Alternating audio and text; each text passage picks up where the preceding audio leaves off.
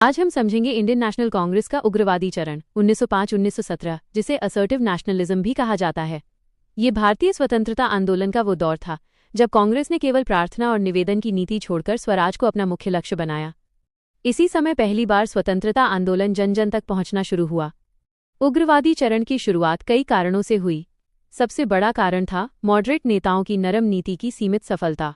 इसके साथ ही Lord Curzon द्वारा 1905 में बंगाल विभाजन ने पूरे देश में आक्रोश पैदा कर दिया।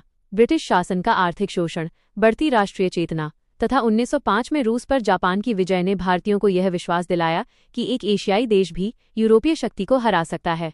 इस आंदोलन के प्रमुख नेता थे बाल गंगाधर तिलक, लाला लाजपत राय, बिपिन चंद्रपाल और अरविंद घोष। इन्हें संयुक्त रूप से लाल बाल पाल कहा जाता है। बाल गंगाधर तिलक का प्रसिद्ध नारा था, स्वराज मेरा जन्मसिद्ध अधिकार है और मैं इसे लेकर रहूंगा। यही नारा पूरे राष्ट्र में स्वतंत्रता की नई चेतना बन गया। उग्रवादियों का मुख्य उद्देश्य था स्वराज की प्राप्ति, ब्रिटिश आर्थिक शोषण का अंत, राष्ट्रीय एकता, आत्मनिर्भरता तथा जनता की व्यापक भागीदारी। इसके लिए उन्होंने पैसिव रेजिस्टेंस अर्थात अहिंसक प्रतिरोध की नीति अपनाई।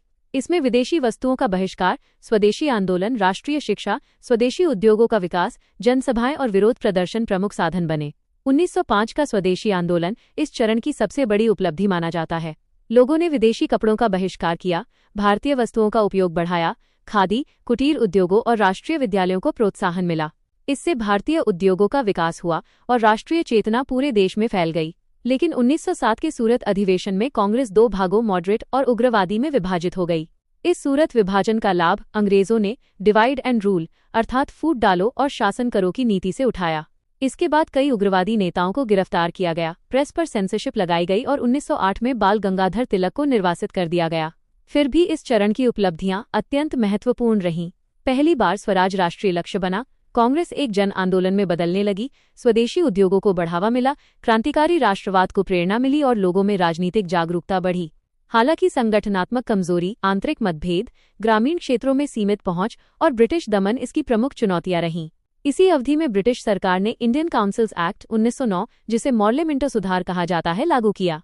इसमें सीमित संवैधानिक सुधार किए गए, लेकिन मुसलमानों के लिए पृथक निर्वाचन क्षेत्र की व्यवस्था ने आगे चलकर सांप्रदायिक राजनीति को बढ़ावा दिया।